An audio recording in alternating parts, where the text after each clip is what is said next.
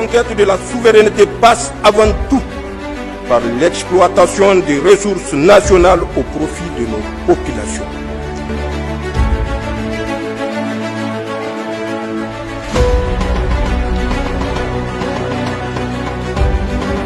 Concernera les élèves admis au brevet d'études du premier cycle BEPC, au certificat d'aptitude professionnelle CAP et au baccalauréat et se déroulera dans des centres de formation spécifiques. Elle va consister à inculquer aux apprenants les valeurs civiques, disciplinaires et patriotiques à travers une formation théorique, physique et sportive. La phase pilote de cette initiative va concerner les élèves admis au baccalauréat. Elle débutera cette année même à l'issue des prochains examens scolaires. La durée de cette immersion et les différentes modalités seront précisées donc par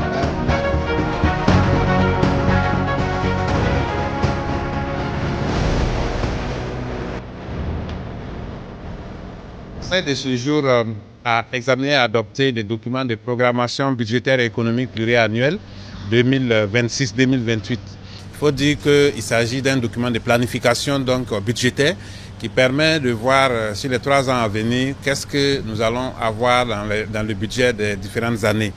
Et ce document de planification nous permet effectivement de prendre en compte les priorités du moment et également les tendances de l'économie au niveau mondial, au niveau régional, pour aboutir bien sûr à la planification au niveau national. En termes de priorités, il faut dire que ce document de planification a été élaboré en tenant compte d'un certain nombre de priorités, notamment la reconquête du territoire, l'autosuffisance alimentaire, la construction des infrastructures routières et également le développement du capital humain et ensuite la relance de l'industrie et la bonne gouvernance.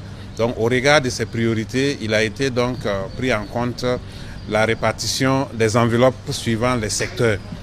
Et nous avons également tenu compte d'un certain nombre d'hypothèses. La conjoncture est plutôt favorable parce que nous avons un coût de l'or qui est à un niveau très élevé. Nous avons un coût du pétrole qui est en train de baisser, qui nous permet donc de maîtriser nos importations. Nous avons également un cours du dollar qui est à un niveau assez acceptable. Donc au regard de tous ces indicateurs, nous pensons qu'en termes de programmation, les indicateurs sont plutôt optimistes. Et l'un des points sur lesquels nous allons fournir encore plus d'efforts, c'est au niveau de la mobilisation des ressources. Nous pouvons dire que la mobilisation des ressources présente une très bonne tendance. Nous sommes passés de 3 000 milliards de ressources mobilisées en interne à 3 200 de 2024 à 2025.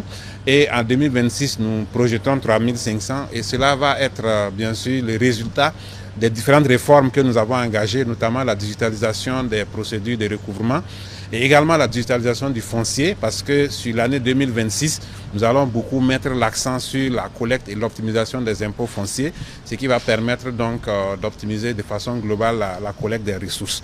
Un autre élément important qu'il faut noter, c'est qu'il a été présenté au Conseil une évaluation de la dépense fiscale. La dépense fiscale constituée de l'ensemble des exonérations qui sont accordées et des instructions ont été données pour une meilleure maîtrise de ces dépenses fiscales et faire en sorte qu'on puisse les réduire au maximum afin d'optimiser davantage la collecte des ressources.